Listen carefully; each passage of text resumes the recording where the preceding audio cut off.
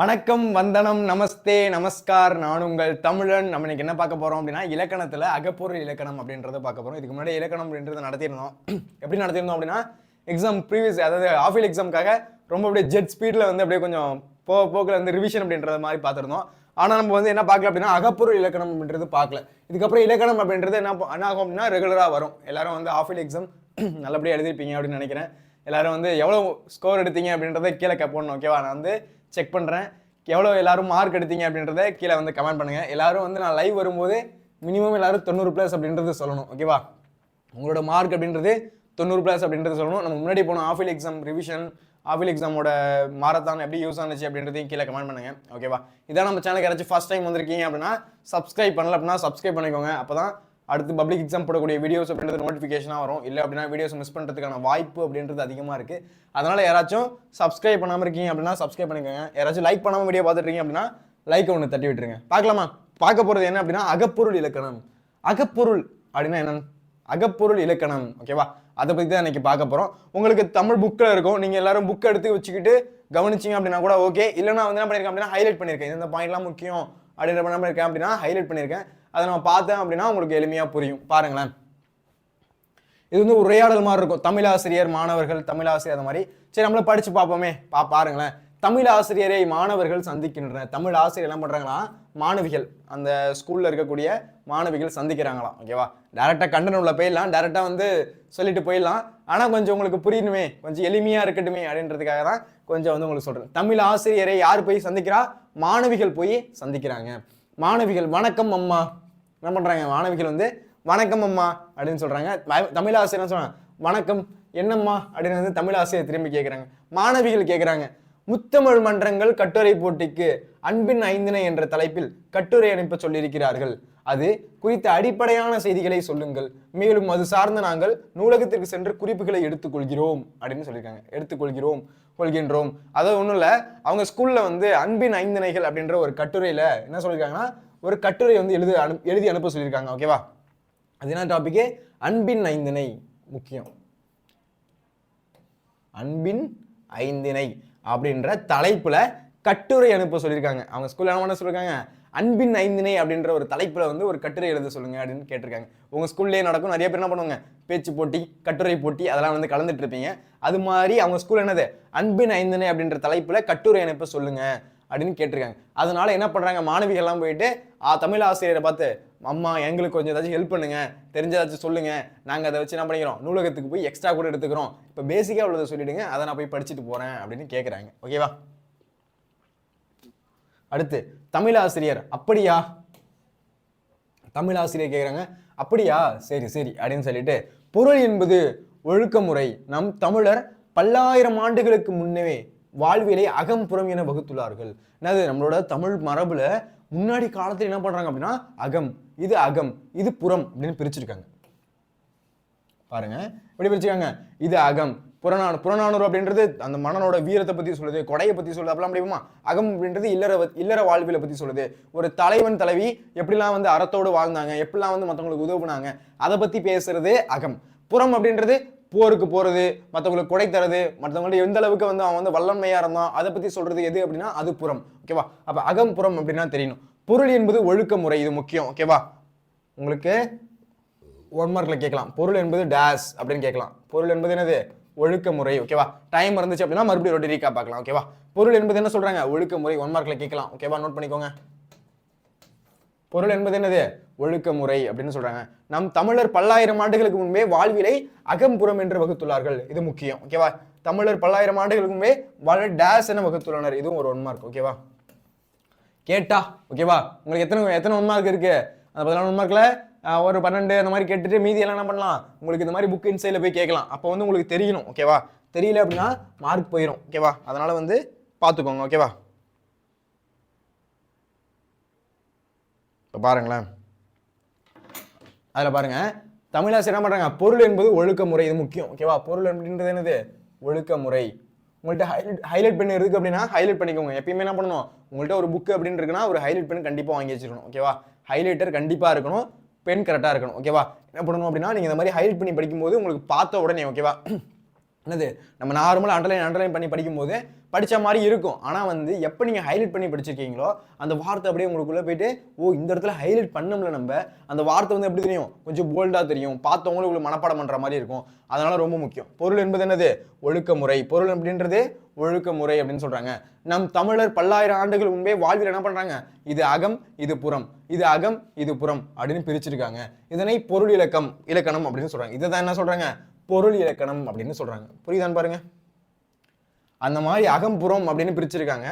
அதை தான் என்ன சொல்றாங்க, பொருள் இலக்கணம் அப்படின்னு சொல்றாங்க. அடுத்து மாணவிகள் என்ன சொல்றாங்க, மகிழ்ச்சி அம்மா. அப்ப அகப்பொருள் அப்படின்னா என்ன, அவங்க என்ன சொல்றாங்க, பொருள் இலக்கணம் அப்படின்றது தெரிஞ்சிருச்சு. இதுவரையும் அவங்களுக்கு புரிஞ்சிருச்சு. இப்ப மாணவர்களுக்கு என்ன புரிஞ்சிருச்சு, மாணவிகளுக்கு பொருள் இலக்கணம் அப்படின்றது புரிஞ்சிருச்சு. இப்ப அகப்பொருள் இலக்கணம்னா என்ன, அகப்பொருள் அப்படின்னா என்ன அப்படின்னு கேட்டிருக்காங்க. அதுக்கு பாருங்களேன், அன்புடைய தலைவன் தலைவி இடையிலான உறவு நிலைகளை கூறுவது அகத்திணை. சொன்னா ஒரு தலைவன் தலைவியோட அவங்கள பத்தி சொல்றது அது அகத்திணை. அது அன்புடைய தலைவன் தலைவி, இது முக்கியம். ஓகேவா, தலைவன் தலைவி இடையிலான உறவு நிலைகளை எதை பத்தி சொல்றாங்க, உறவு நிலைகளை கூறுவது, அவங்களோட உறவு நிலைகளை பத்தி கூறுறது எது, அதுதான் வந்து அகத்திணை. அதான சொல்றாங்க அகத்திணை அப்படின்னு சொல்றாங்க. இந்த பாயிண்ட் முக்கியம். எதை பத்தி அகத்திணைன்னு சொல்றாங்க, ஒரு தலைவன் தலைவி இடையிலான உறவுகள். ஒரு தலைவன் இருக்கான், ஒரு தலைவி இருக்காங்க, அவங்க ரெண்டு பேருக்கு இடையிலான ஒரு உறவை பத்தி சொல்றதா எதை சொல்றாங்க, அதுதான் வந்து அகத்திணை அப்படின்னு சொல்றாங்க. அப்ப தலைவன் தலைவியோட உறவை பத்தி சொல்றதா இது, அதுதான் அகத்திணை. பாயிண்ட் புரியுதா? அப்ப தலைவன் தலையோட உறவை பத்தி சொல்றது என்னது, அதுதான் வந்து அகத்திணை. முக்கியமான பாயிண்ட். ஓகேவா, 1 மார்க்ல கேட்கலாம். அகத்திணை என்றால் என்ன அப்படின்றது கேட்டாலும் சரி, இல்லை 1 மார்க்ல கேட்டாலும் சரி, எழுத தெரியணும். ஓகேவா, அது அன்புடைய தலைவன் தலைவி இடையிலான உறவு நிலைகள். ஓகேவா, தலைவன் தலைவி இடையிலான உறவு நிலைகளை சொல்றதுதான் இது, அதுதான் வந்து அகத்திணை அப்படின்னு சொல்றாங்க. இப்ப மாணவிகள் கேட்கறாங்க, அம்மா அகத்திணைகளில் வகைகள் உள்ளவா, அகத்திணைகள்ல வகைகள் இருக்கா அப்படின்னு கேட்கறாங்க. அதுக்கு குறிஞ்சி, இது முக்கியம், குறிஞ்சி, முல்லை, மருதம், மூணாவது என்னது மருதம், 4 என்னது நெய்தல், 5 பாலை, கைக்கிளை, பொருந்திணை. இதெல்லாம் என்ன சொல்றாங்க அப்படின்னா 7 அகத்திணைகள்.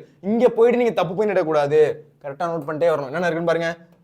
என்ன கேட்டாங்க, அகத்திணைகள் வகைகள். அப்ப வந்து உங்கள்ட்ட கொஸ்டின் இப்படி கேட்கலாம், அகத்திணையின் வகைகளை எழுதுக அப்படின்னு கேட்டா உங்களுக்கு எழுத தெரியணும். அப்ப இதுல பாருங்க கொஸ்டின் இப்படி கேட்கலாம்,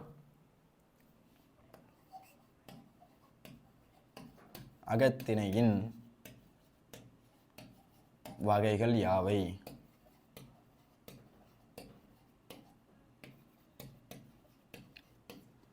எல்லாரும் எக்ஸாம் எழுதுறப்போ எப்படி இருக்கும் சார், இந்த கொஸ்டின்லாம் கேட்பாங்கன்னா நான் எதிரே பார்க்கல சார், அதை கேட்டு வச்சிட்டாங்க சார், எனக்கு மார்க் போயிடுச்சு சார், 5 மார்க் போயிடுச்சு சார், 2 மார்க் போயிடுச்சு சார், நான் வந்து சென்டம் வாங்க வேண்டியதுக்கு ஒரு 5 மார்க் தான் சார் டிஃபரன்ஸ், அது போயிடுச்சு சார் அப்படின்னு நிறைய பேர் ஃபீல் பண்ணியிருக்கலாம். எதை மாதிரி போகும் அப்படின்னா இந்த மாதிரி கொஸ்டின்ஸ்ல. ஓகேவா, என்ன பண்ணுவாங்க, திடீர்னு பொருள்கோள் எத்தனை வகைப்படும் அப்படின்னு கேட்பாங்க. டி இது கொஸ்டினே இல்லையாடா அப்படின்ற மாதிரி இருக்கும். ஓகேவா, கொஸ்டின்லாம் அப்படிதான் என்ன பண்ணுவாங்க, ட்விஸ்ட் பண்ணுவாங்க. என்னது, அப்ப உங்களுக்குள்ளேயே பாருங்களேன், இப்போ உங்க ஸ்கூல்ல எக்ஸாம் எழுதுனீங்க, ஆனா ஒருத்தன் என்ன பண்ணிருப்பான், சென்டமும் போட்டிருப்பான், இல்ல 95+ எடுத்திருப்பான், 97+ எடுத்திருப்பான். ஆனா அவன்கிட்ட போய் கேளேன், எப்படா நீ எடுத்த, நீ எப்படி வந்து 97 எடுத்த அப்படின்னா அவன் என்ன பண்ணிருப்பான், புக் இன்சைடு படிச்சிருப்பான். அவன் கண்டிப்பா சொல்லுவான், புக் இன்சைடு படிக்காம அவனால வந்து அந்த 97 கண்டிப்பா அட்டன் பண்ணிக்க முடியாது. அவன் என்ன பண்ணிருப்பான், இந்த கொஸ்டின் புக்குக்குள்ள இருக்கிறது எல்லாத்தையும் அவன் படிச்சிருப்பான். அப்ப பாருங்க, உங்களுக்கு கேட்டா எழுத தெரியணும். அப்ப அகத்திணையோட வகைகள் யாவை அப்படின்னு கொஸ்டின் கேட்பாங்க. அப்படி கொஸ்டின் கேட்கும்போது உங்களுக்கு எழுத தெரியணும். அகத்திணையோட வகைகள் வந்து என்ன அப்படின்னா குறிஞ்சி இருக்கு, முல்லை இருக்கு, மருதம் இருக்கு, நெய்தல் இருக்கு, பாலை இருக்கு, கைக்கிளை இருக்கு, பெருந்திணை இருக்கு. இது 7 தான் என்ன சொல்றாங்க அப்படின்னா அகத்திணைகள் அப்படின்னு சொல்றாங்க. புரியுதான்னு பாருங்க, முல்லை, மருதம், நெய்தல், பாலை, கைக்கிளை, பெருந்திணை, இதெல்லாம் என்ன சொல்றாங்க, ஆகிய 7. இது முக்கியம். எப்பயுமே என்ன பண்ணணும், உங்க புக்கில் எழுதும்போது இந்த மாதிரி ஃபர்ஸ்ட் பாயிண்ட் போட்டு எழுதணும். ஓகேவா, எப்பயுமே நீங்க எழுதும்போது என்ன பண்ணணும், இந்த மாதிரி 7 இந்த மாதிரி நம்பர் வருது அப்படின்னா அந்த இடத்துல நம்பரை போட்டு எழுதணும். ஏன் சொல்றேன் சார், ஏன் சார் இது மாதிரி சொல்றீங்க அப்படின்னா, ஒரு வேளை இப்படி கொஸ்டின் கேட்கலாம், அது அகத்திணைகள் எவ்வளவு அப்படின்னு கேட்டுட்டு நம்பரா உங்களுக்கு கேட்பாங்க, 5, 7, 4, 6 ஆப்ஷன் இப்படி கொடுப்பாங்க, ஏ ஆனா பிஎனா அப்படின்னு கொடுத்துட்டு. அப்ப இப்படி கேட்கும்போது சார் நான் வார்த்தையில தான், இதெல்லாம் வந்து நுணுக்கங்கள். ஓகேவா, எப்படிலாம் ஈஸியா மார்க் எடுக்கலாம் அப்படின்றதுக்கான நுணுக்கங்கள் எப்படி இருக்குன்னு வச்சுக்கோங்களேன். இப்ப நீங்க ஒரு விஷயத்த படிச்சுட்டே இருக்கீங்க, என்ன பண்றீங்க, புக் எடுக்கிறீங்க, படிக்கிறீங்க, ஓகே அகத்திணைகள் 7 இருக்கு அப்படின்னு படிச்சுட்டே போறீங்க. ஆனா என்ன பண்ணுவாங்க, 7 அப்படின்னு நீங்க இப்படி படிச்சிருக்கீங்க, எழுத்துல படிச்சிருக்கீங்க. ஆனா அவன் கேட்கும்போது எப்படி கேட்கறான், 5, 7, 4, 6 அப்படின்னு நம்பர்ல கேட்கறான். அப்போ உங்களுக்கு கன்ஃபியூஸ் ஆயிரும், நம்ம எப்படி படிச்சோம், 7ஆ இல்ல 6ஆ இல்ல 4ஆ அப்படின்னு கன்ஃபியூஸ் ஆயிரும். அப்போ என்ன பண்ணணும், உங்களுக்கு ரெண்டுமே வந்து பார்த்து பழகிருக்கணும். இப்போ பாருங்க, அப்போ 7ன்னு போட்டோமா, அப்போ அந்த கீழே என்ன பண்ணணும், 7 அப்படின்றத போடணும். புரியுதான்னு பாருங்க. அப்போ என்ன பண்ணணும், இந்த இடத்துல 7 அப்படின்றத போட்டு வச்சுக்கணும். ஓகேவா, அப்போ இப்படி போட்டு வச்சுக்கணும். இல்லை அப்படின்னு வச்சுக்கோங்களேன், 5ன்னு போட்டுருவீங்க போய். அவன் என்ன பண்ணுவான், கன்ஃபியூஸ் பண்ணுறதுக்காக தான் 5 7ன்னு வச்சிருப்பான். அதனால வந்து எப்பயுமே வந்து ஒரு வார்த்தை வருது, ஒரு எழுத்து நம்பர் வருது அப்படின்னு வச்சுக்கோங்களேன், ஒரு வார்த்தையில எழுத்து இருக்கு அப்படின்னா என்னது நம்பர் இருக்கு அப்படின்னா கரெக்டாக என்ன பண்ணணும், அது பக்கத்தில் நம்பரை போட்டு வச்சுக்கணும். அப்போ தான் வந்து ஈஸியாக எளிமையாக இருக்கும். அப்போ 7ன்னு படிக்கும்போது நம்பரையும் சேர்த்து படிப்பீங்க, எளிமையாக இருக்கும். அப்போ என்னென்ன இருக்குன்னு என் கூட சேர்ந்து சொல்லுங்க பார்க்கலாம்.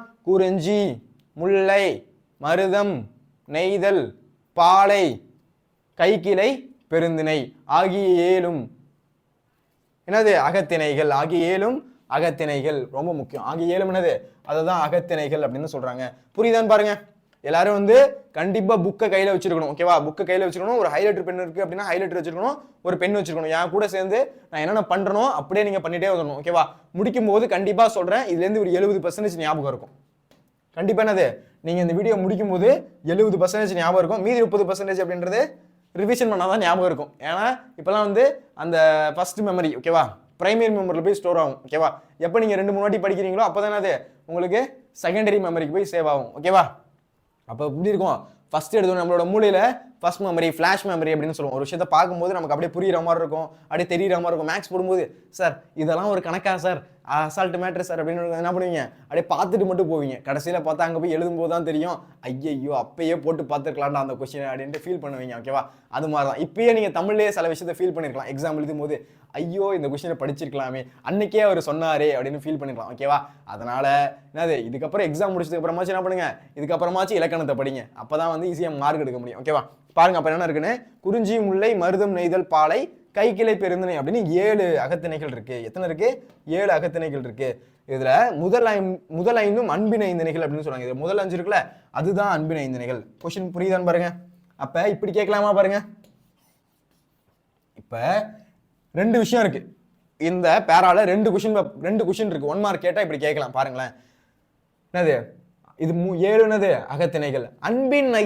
அன்பின் அகத்திணையே எழுது, அன்பின் ஐந்திணையே எழுது அப்படின்னு கேட்கலாம். அப்ப இப்படி பாருங்க, இப்படி கொஸ்டின் கேட்கட்டா என்ன பண்ணுவீங்க பாருங்க.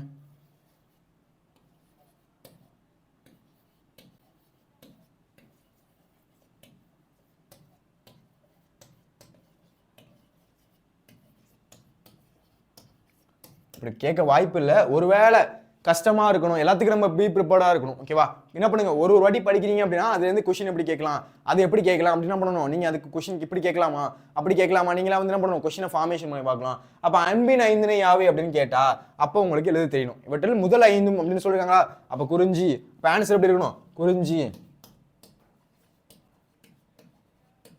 முல்லை,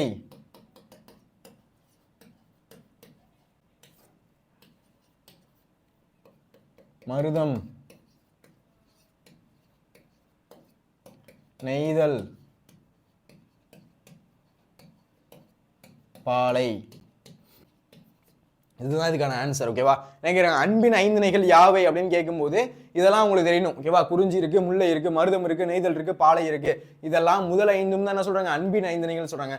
வெறுமனையா ஓகேவா, அன்பின் அப்படின்ற வார்த்தையை விட்டுட்டு ஐந்திணைகள் மொத்தம் எத்தனை, ஐந்திணைகள் என்பது யாவை அப்படின்னு கேட்டா, அகத்திணையின் வகைகள் யாவை அப்படிலாம் கேட்டா நீங்க எல்லாத்தையும் எழுதணும். குறிஞ்சி இருக்கு, முல்லை இருக்கு, மருதம் இருக்கு, நெய்தல் இருக்கு, பாலை இருக்கு, கைக்கிளை இருக்கு, பெருந்திணை இருக்கு. மறுபடியும் என் கூட சேர்ந்து சொல்லுங்க பார்க்கலாம். குறிஞ்சி, முல்லை, மருதம், நெய்தல், பாலை, கைக்கிளை, பெருந்திணை. குறிஞ்சி, முல்லை, மருதம், நெய்தல், பாலை, கைக்கிளை, பெருந்திணை. இந்த 7 ரொம்ப முக்கியம். கண்டிப்பா ரொம்ப ரொம்ப முக்கியமான ஒண்ணு. கண்டிப்பா கேட்கறதுக்கான வாய்ப்பு அப்படின்றதுக்கு 2 மதிப்பெண்ல கேட்கலாம். ஓகேவா, பப்ளிக் எக்ஸாம்ல கேட்டா உங்களுக்கு எழுத தெரியணும். ஓகேவா, அப்ப என்னது இந்த கொஸ்டின் அண்டர்ஸ்டாண்ட் பண்ணுங்க பார்க்கலாம். அப்ப அங்க அகத்திணையின் வகைகள் யாவை அப்படின்னா தெரியணும். அன்பின் அகத்திணைகள் யாவை அப்படின்னு கேட்டா ஃபர்ஸ்ட் ஒரு 5, குறிஞ்சி, முல்லை, மருதம், நெய்தல், பாலை. அதை நீங்க எழுதணும். ஓகேவா, மாத்தி எழுதிடக்கூடாது, தப்பா எழுதிடக்கூடாது. புரியுதா? அப்ப முதல் 5 என்ன சொல்றாங்க, அன்பின் ஐந்திணைகள் அப்படின்னு சொல்றாங்க. அடுத்து பார்ப்போமா, அடுத்து பாருங்க என்ன சொல்றாங்கன்ட்டு. அடுத்து மாணவிகள், சரிங்கம்மா அப்படின்னு சொல்லிட்டாங்க. ஓகேவா, மாணவிகள் வந்து இந்த மாதிரி அன்பின் ஐந்திணைகள் 5 இருக்கு, அது போக வந்து வெறும் ஐந்திணைகள்னு கேட்டானது, சாரி அகத்திணைகள்னு கேட்டால் மொத்தம் 7 இருக்கு. குறிஞ்சி இருக்கு, முல்லை இருக்கு, மருதம் இருக்கு, நெய்தல் இருக்கு, பாலை இருக்கு, கைக்கிளை இருக்கு, பெருந்திணை இருக்கு. இதெல்லாம் வந்து அகத்திணைகள்னு சொல்றாங்க அப்படின்னு சொன்னதுக்கு அப்புறம் மாணவிகள் சரிங்க அம்மா அப்படின்னு கேட்டாங்க. அடுத்து தமிழாசிரியர் முதற்பொருள், கருப்பொருள், உரிப்பொருள் ஆகியன 5 நிலைகளுக்கு உரியன. இப்ப இங்க வாங்கலாம், இங்க ஒரு பாயிண்ட் இருக்கு. ஓகேவா? முதற்பொருள், கருப்பொருள், உரிப்பொருள் இதெல்லாம் என்னது அப்படின்னா 5 நிலைகளுக்குள்ள இருக்கு. இதெல்லாம் எங்க இருக்கு? 5 நிலைகளுக்குள்ள இருக்கு. இந்த பாயிண்ட் புரியுதான்னு பாருங்க. புரியுதான்னு பாருங்க. ஃபர்ஸ்ட் என்ன பார்த்தோம்? அன்பின் 5 நிலை அப்படின்ற கட்டுரையில இருக்கு அப்படின்னு சொல்லி மாணவிகளை போய் கேட்கறாங்க. அதுக்கு வந்து தமிழாசிரியர் என்ன சொல்றாங்க? அப்படியா, பொருள் என்பது ஒரு ஒழுக்க முறை அப்படின்னு சொல்லிட்டு அகம்புறம் அப்படின்னு நம்மளோட தமிழர் வந்து வாழ்வியல பிரிச்சிருக்காங்க. அப்படி பிரிச்சிருக்கும் போது அதுதான் பொருள் இலக்கணம் அப்படின்னு சொல்றாங்க. அப்ப அகப்பொருள்னா என்னன்னு கேட்கறாங்க. அகப்பொருள் அப்படின்றது ஒன்றும் கிடையாது. அகப்பொருள் அப்படின்றது தலைவன் தலைவியிலான உறவுகளை பத்தி சொல்றது தான் அகத்திணை. அப்ப அகத்திணையில வகைகள் இருக்கா அப்படின்னு கேட்கும்போது இருக்கு. குறிஞ்சி, முல்லை, மருதம், நெய்தல், பாலை மற்றும் கைக்கிளை, பெருந்திணை மொத்தம் 7 இருக்கு. அதுல அன்பின் 5 நிலைகள் மொத்தம் 5 இருக்கு அப்படின்னு சொல்லிட்டு இங்க வாங்க. இங்க வந்து என்ன பண்றாங்க? அதுக்குள்ள என்ன இருக்கு? அந்த 5 நிலைகள், அன்பின் 5 நிலைகள்னு சொன்னாங்களே, குறிஞ்சி, முல்லை, மருதம், நெய்தல், பாலை, அந்த 5க்குள்ள என்னென்ன இருக்கு அப்படின்னா முதற்பொருள் இருக்கு, கருப்பொருள் இருக்கு, உரிப்பொருள் இருக்கு. இந்த பாயிண்ட் புரியுதான்னு பாருங்க. அப்ப அதுக்குள்ள என்னென்ன இருக்கு? முதற்பொருள், கருப்பொருள், உரிப்பொருள் ஆகிய 5 இருக்கு. முதற்பொருள், கருப்பொருள், உரிப்பொருள். முதற்பொருள், கருப்பொருள், உரிப்பொருள் அப்படின்னா 5 நிலைகள் இருக்கு. 5 நிலைகளுக்குள்ள இருக்குது. முதற்பொருள், கருப்பொருள், உரிப்பொருள். இப்ப முதற்பொருள்னா என்ன, கருப்பொருள்னா என்ன, உரிப்பொருள்னா என்ன அப்படின்றத நான் அடுத்து சொல்றேன். இப்ப ஃபர்ஸ்ட் பார்க்க போறது முதற்பொருள். முதற்பொருள் அப்படின்னா என்னன்னு பாருங்க. முதற்பொருள் என்பது எதை குறிக்கிறது அப்படின்னு கேக்குறாங்க. பாருங்க, முதற்பொருள் எதை பத்தி பார்க்க போறோம்? இப்ப முதற்பொருள் அதை பத்தி பார்க்க போறோம். பார்க்கலாமா? பாருங்க, நிலமும் பொழுதும் முதற்பொருள். அப்ப முதற்பொருள் அப்படின்றத எதை சொல்றாங்க? நிலமும் பொழுதும், சாரி, நிலமும் பொழுதுதானே சொல்றாங்க முதற்பொருள் அப்படின்னு சொல்றாங்க. புரியுதான்னு பாருங்க. ஃபர்ஸ்ட் என்ன கேட்டாங்க? அந்த 5 நிலைகளுக்குள்ள அன்பின் 5 நிலைகள்னு சொன்னாங்களே, குறிஞ்சி இருக்கு, முல்லை இருக்கு, மருதம் இருக்கு, நெய்தல் இருக்கு, பாலை இருக்கு, அப்படி 5 சொன்னாங்களா? அதுக்குள்ளதானே இருக்கு முதற்பொருள் இருக்கு, உரிப்பொருள் இருக்கு, கருப்பொருள் இருக்கு அப்படின்னு சொன்னாங்க. அதுல இருக்க முதற்பொருள் அப்படின்னா என்ன அப்படின்றத பாக்குறோம். முதற்பொருள் அப்படின்னா பாருங்க, நிலம் என்பது வயல் தானே. அப்ப வந்து மாணவி கேட்கறாங்க, நிலமும் பொழுதும் முதற்பொருள் அப்படின்னு சொல்லிட்டாங்க. இந்த நிலம் இருக்குல்ல, நிலம் அப்படின்னா என்னது? கழனி அப்படின்னு சொல்லுவோம். ஓகேவா? தூய தமிழ்ல கழனி அப்படின்னு சொல்லுவோம். கழனி அப்படின்னா வயல் அப்படின்றது பொருள். கழனி அப்படின்னா என்னது? அது வயல் அப்படின்னு சொல்லலாம். அப்ப கழனி அப்படின்னா வயல். அப்ப நிலம் அப்படின்றது என்னது? அது வயல் தான். ஓகேவா? நிலம் அப்படின்றது என்னது? அது வயல். இந்த பாயிண்ட் புரியுதான்னு பாருங்க. நிலம் அப்படின்றது என்னது? வயல். நிலம் அப்படின்றது என்னது? அது வயல். தமிழாசிரியர் பொறு நிலம் 5 வகைப்படும். அப்ப இங்க பாருங்க, இங்க எத்தனை வகைப்படும்? நிலம் 5 வகைப்படும். இந்த பாயிண்ட் ரொம்ப முக்கியம். இந்த லெசன் ஃபுல்லாவே வந்து 1 மார்க் கேட்பாங்க. ஓகேவா? நிலம் எத்தனை வகைப்படும்? 5 வகைப்படும். கொஸ்டின் இப்படி கேட்கலாம், நிலம் எத்தனை வகைப்படும்? அவையாவை அப்படின்னு கொஸ்டின் கேட்கலாம். கொஸ்டின் எப்படி கேட்கலாம் பாருங்க, நிலம் எத்தனை வகைப்படும்? அவையாவை அப்படி கேட்கலாம்.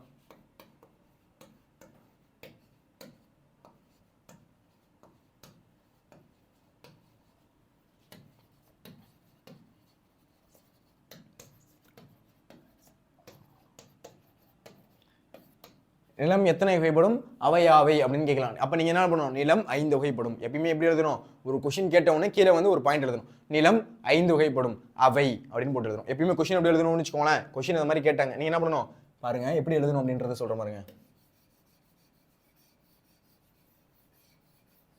நிலம் எத்தனை வகைப்படும் அப்படின்னு கேட்டுட்டா நீங்க என்ன பண்ணணும்? ஃபர்ஸ்ட் நிலம் 5 வகைப்படும், தமிழ்ல தான் எழுதணும், நம்பர் போடக்கூடாது. ஓகேவா? நிலம் 5 வகைப்படும்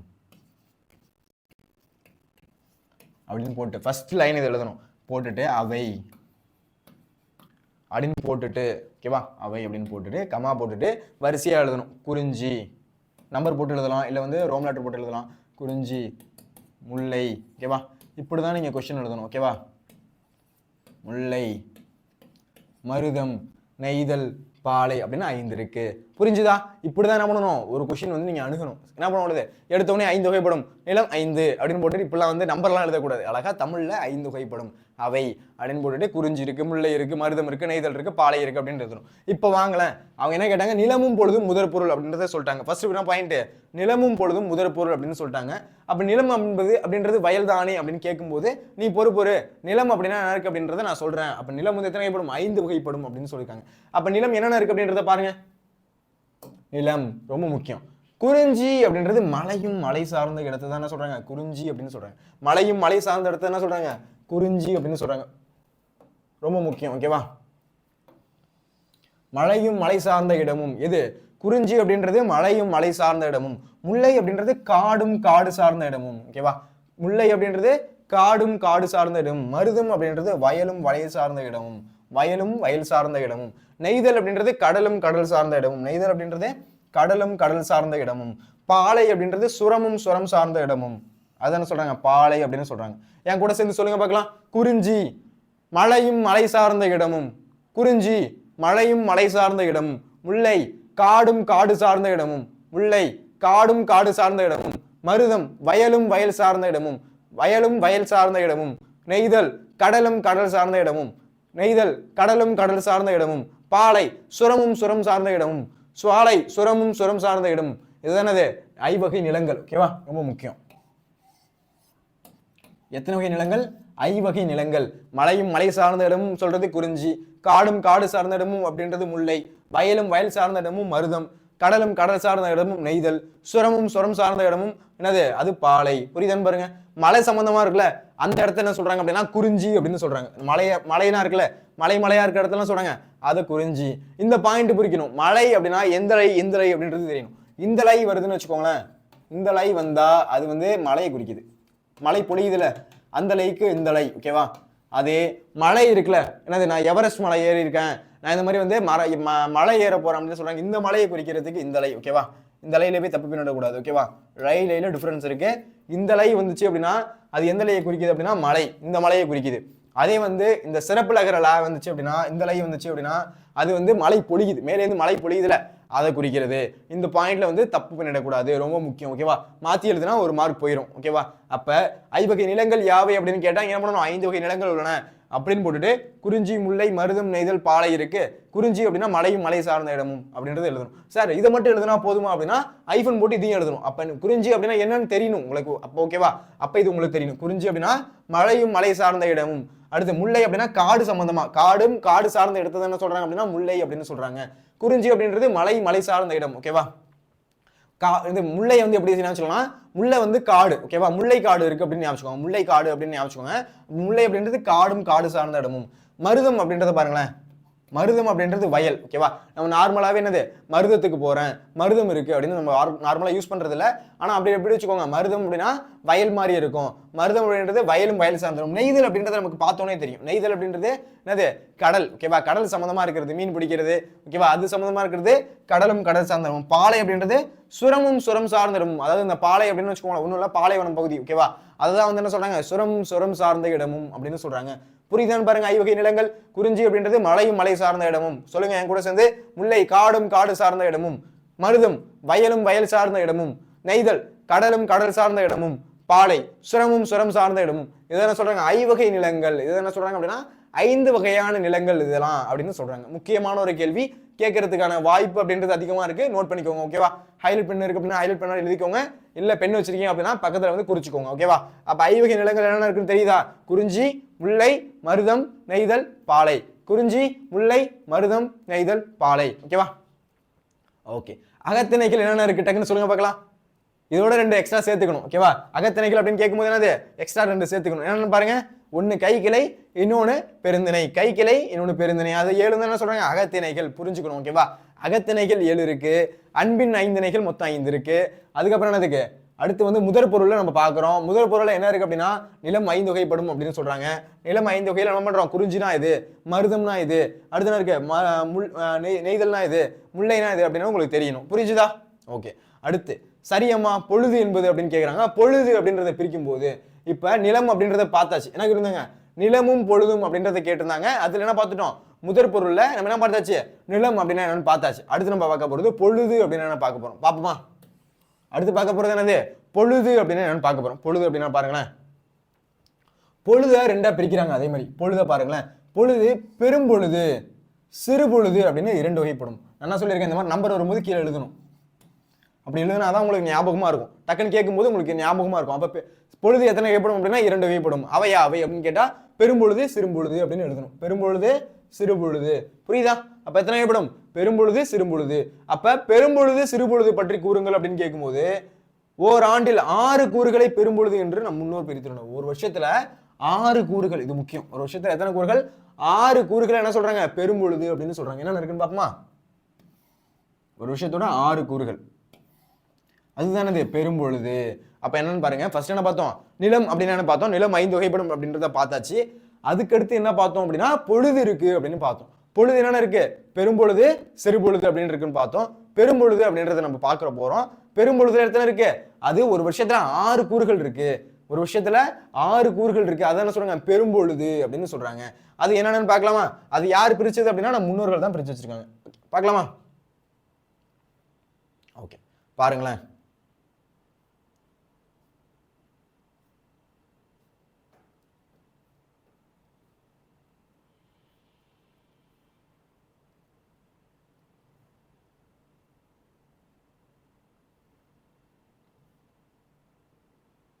ஓகே,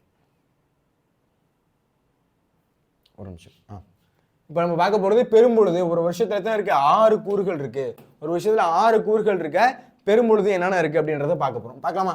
ஃபர்ஸ்ட் பாருங்க, கார்காலம். இதுல ஒரு நான் ஷார்ட்கட் ஒன்று சொல்லி தரேன். ஓகேவா? இதுல ஒரு ஷார்ட்கட் இருக்கு. நோட்டில் பக்கத்துல இருந்தா எழுதிக்கோங்க. ஓகேவா? இப்ப பெரும்பொழுது எத்தனை இருக்கு? ஒரு வருஷத்துல 6 கூறுகள் இருக்கு. ஓகேவா? எத்தனை இருக்கு? 6 கூறுகள் இருக்கு. பாருங்க, ஃபர்ஸ்ட் கார்காலம் அப்படின்றது ஆவணி புரட்டாசி. கார்காலம் அப்படின்றது என்னது? ஆவணி புரட்டாசி. அடுத்து குளிர்காலம் அப்படின்றது ஐப்பசி கார்த்திகை. குளிர்காலம் அப்படின்றது ஐப்பசி கார்த்திகை. இதெல்லாம் நம்ம அம்மாக்கு அவங்களுக்கு நல்லா தெரியும். ஓகேவா? ஐப்பசி மாசம் நல்லா குளிரும் அப்படிலாம் சொல்லுவாங்க. நமக்கு ஐப்பசியா அப்படின்னு யோசிப்போம். ஓகே டிசம்பர் ஜனவரி தான் அவங்க சொல்றாங்களா அப்படின்ற மாதிரி ஞாபகம் வரும். அப்பதான் ஓகேவா? குளிர்காலம் அப்படின்றது ஐப்பசி கார்த்திகை. முன்பனி காலம் அப்படின்றது மார்கழி தை. முன்பனி காலம் அப்படின்றது மார்கழி தை. அடுத்து பின்பனி காலம் அப்படின்றது மாசி பங்குனி. மின்பனி காலம் அப்படின்றது மாசி பங்குனி. அடுத்து இளவேநீர் காலம் அப்படின்றது சித்திரை வைகாசி.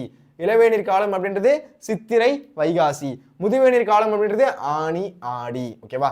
இப்ப இது எப்படி ஞாபகம் வச்சுக்கலாம், இது எப்படி ஞாபகம் வச்சுக்கலாம் அப்படின்னு பார்க்கலாம். இப்ப பாருங்களேன், எல்லாரும் என்ன பண்றோம் அப்படின்னா ஒரு கார்ல போறோம் அப்படின்னு வச்சுக்கோங்க. எதுல போறோம்? ஒரு கார்ல போறோம். ஓகேவா? கார்ல என்ன இருக்கும்? ஏசி இருக்குமா? ஃபர்ஸ்ட் ஞாபகம் வச்சுக்க வேண்டியது கார். ஓகேவா? சரி, இது காரா அப்படின்னு கேட்காதீங்க, இது ஜஸ்ட் கார். ஓகேவா? உள்ள என்ன இருக்கு? ஏசி இருக்கு. ஓகேவா? ஃபர்ஸ்ட் என்ன பண்றோம்? ஒரு கார்ல போறோம். அப்ப கார்ல போறோம் அப்படின்னா கார்காலம். ஓகேவா? கார் உள்ள ஏறணும்னு ஏசி இருக்கு. ஓகேவா? ஜில்லுன்னு காத்திருக்குது. நம்ம என்ன பண்ணுது? அது குளிருது. ஓகேவா? அப்ப கார் காலத்துக்கு அடுத்து என்னது? குளிர்காலம். ஓகேவா? கார் காலத்துக்கு அடுத்து குளிர்காலம்.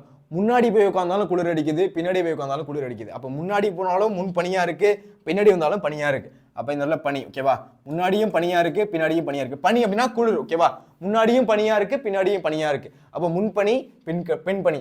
முன்னாடி யாரு உட்காந்துருக்காங்க அப்படின்னா யார் யார் போறீங்கன்னு வச்சுக்கோங்க. நீங்க, உங்க அப்பா அம்மா எல்லாரும் போறீங்க. அப்ப முன்னாடி யாரு உட்காந்துருக்காங்க அப்படின்னா சின்ன பசங்க உட்காந்துருக்காங்க. சின்ன பசங்க அப்படின்னா இளவேநீர். ஓகேவா? இளையவர்கள் அப்படிதான் சொல்லுவாங்க, சின்ன பசங்க அப்படின்னு சொல்லுவாங்க. அப்ப இளவேநீர் அப்படின்றது கொஞ்சம் வயசு கம்மியா உள்ளவங்க என்ன பண்றாங்க? முன்னாடி உட்காந்துருக்காங்க. பின்னாடி யாரு உட்காந்துருக்கா? முதுவேநீர். முதுவேநீர் அப்படின்னா கொஞ்சம் வயசா அதிகமானவங்க என்ன பண்ணிருக்காங்க? பின்னாடி உட்காந்துருக்காங்க. தாத்தா பாட்டி பின்னாடி உட்காந்துருக்காங்க அப்படின்னு வச்சுக்கோங்க. அப்ப இளவேநீர், இந்த இடத்துல முதுவேநீர். புரியுதான்னு பாருங்க. அப்ப இந்த வரிசையில தான் என்ன பண்ணணும்? இந்த பெரும்பொழுது அப்படின்றது எழுதணும். பாருங்க, ஒரு கார்ல போறீங்க அப்படின்னு ஞாபகம். கார். ஓகேவா? ஃபர்ஸ்ட் கார் அப்படின்னு இருக்கு, அதனால கார்காலம். கார்காலம். ஓகேவா? காருக்குள்ள போனோடனே என்னது? குளிர் அடிக்குது. என்னது? குளிர் அடிக்குது, அதனால குளிர்காலம். காலுக்குள்ள போனா என்னது? குளிர் அடிக்குது. குளிர் அடிச்சதுன்னு முன்னாடி போய் உட்காரலாம்னு பார்த்தா முன்னாடியும் முன்பனியா இருக்கு, பின்னாடி வந்தா பின்னாடி பனியா இருக்கு. அதனால முன்பனி பின்பனி. ஃபர்ஸ்ட் என்னது? முன்னாடியும் பனியா இருக்கு, பின்னாடியும் பனியா இருக்கு. அப்ப முன்பனி காலம், பின்பனி காலம். கடைசி என்னது? முன்னாடி யாருக்கு வந்திருக்கு அப்படின்னா என்னது? வயசு கம்மியானவங்க வந்திருக்காங்க, இளவேநீர் காலம். பின்னாடி யாருக்கு வந்திருக்கா அப்படின்னா வயசானவங்க உட்காந்துருக்காங்க, அப்ப முதுவேநீர் காலம். புரியுதான்னு பாருங்க இந்த ஷார்ட்கட்டு.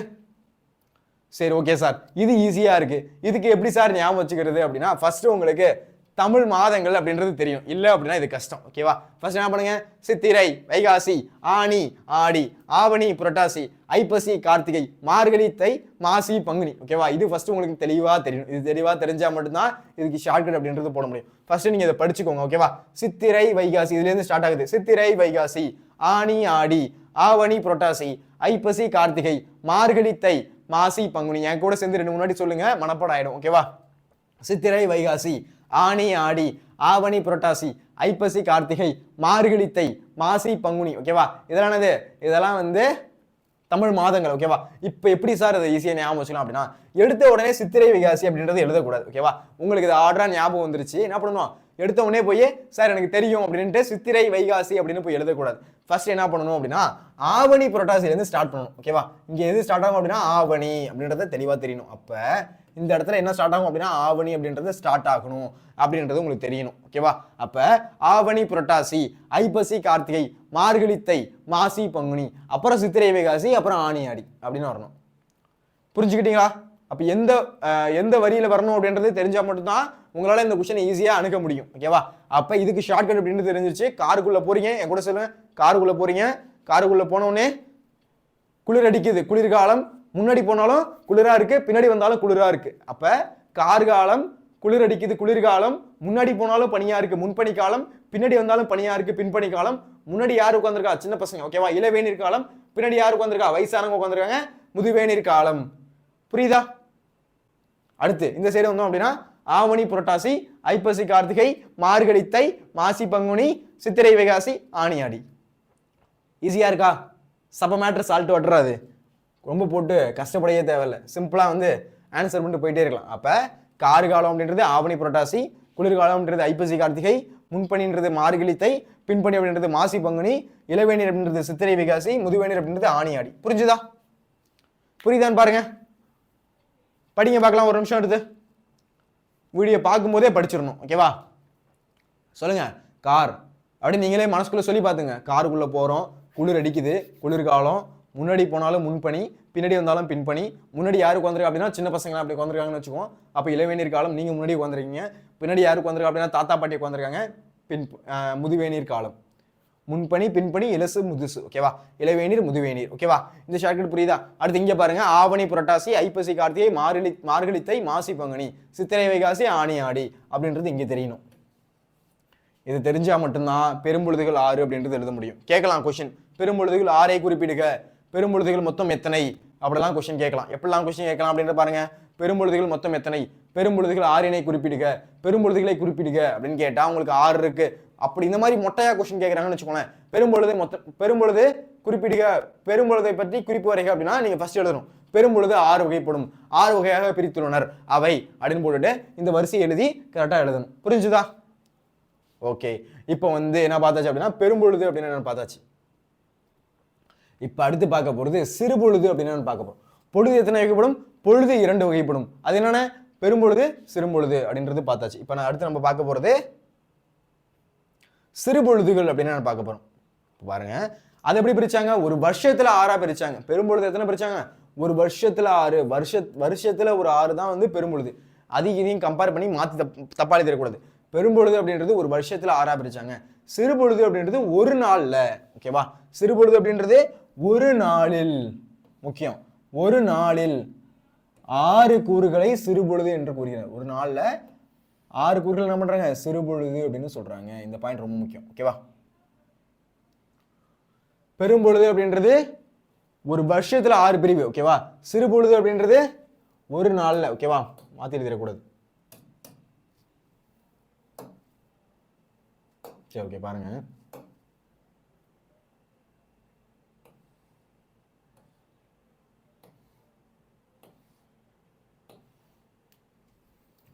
ஒரு நாள்ல 6 பிரிவு. அது என்ன சார் ஒரு நாள்ல 6 பிரிவு அப்படின்றத பார்க்கலாமா?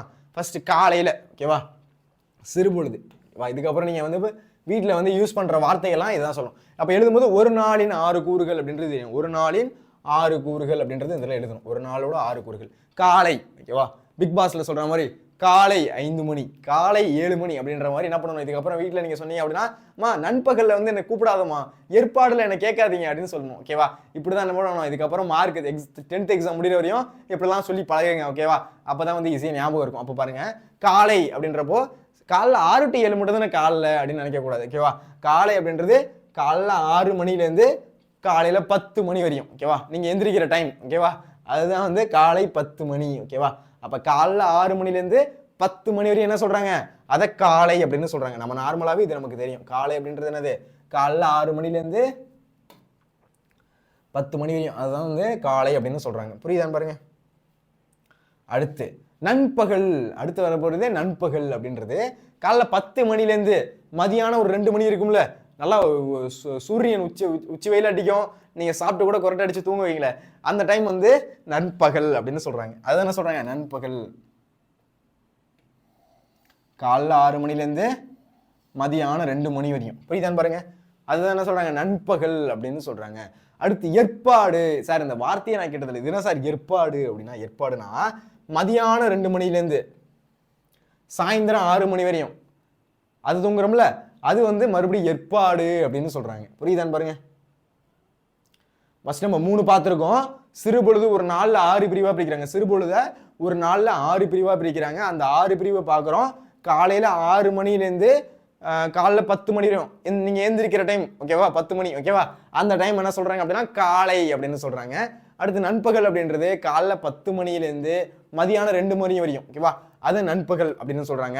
அதுக்கப்புறம் ஏற்பாடு, அதை மதியானம் 2 மணிலேருந்து சாயந்தரம் 6 மணி இருக்குல்ல, அதை ஏற்பாடு அப்படின்னு சொல்கிறாங்க. ஓகேவா? அதுக்கடுத்து நம்ம பார்க்குற போகிறது மாலை. ஓகேவா?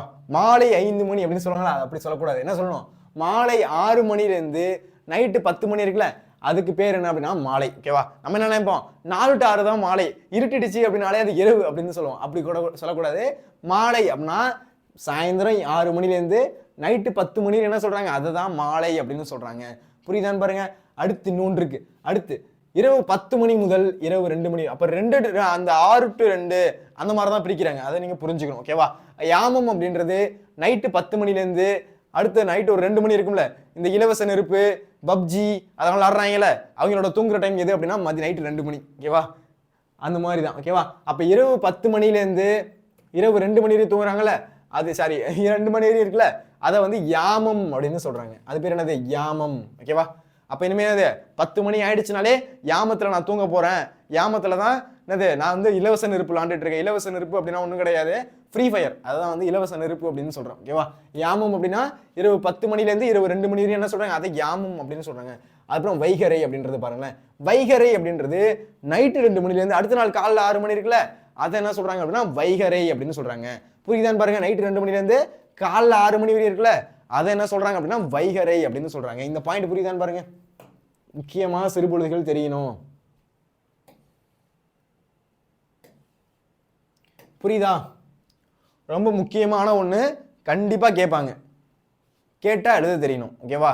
இல்லை அப்படின்னா மார்க் போயிடும். ஓகேவா? புரியுதான்னு பாருங்க. இப்போ என்னென்ன பார்த்தோம் அப்படின்றத பாருங்க. சிறுபொழுது அப்படின்னு பார்த்தோம். பெரும்பொழுது அப்படின்றது ஒரு வருஷத்துல ஒரு ஆண்டுல இருக்கக்கூடிய 6 பொழுது வந்து என்ன சொன்னாங்க அப்படின்னா பெரும்பொழுது அப்படின்னு சொன்னாங்க. இப்போ அடுத்து நம்ம பார்க்க போகிறது சிறுபொழுது.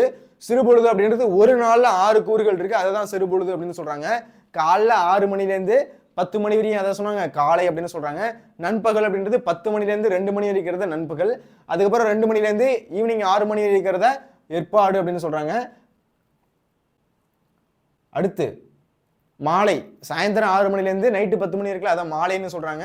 அதுக்கப்புறம் என்னது, யாமம் நைட்டு 10 மணிலேருந்து அடுத்த நாள் அதாவது 2 மணி இருக்குல்ல, அடுத்த நாள்னா பகல் இல்லை, நைட்டு இரவு. ஓகேவா?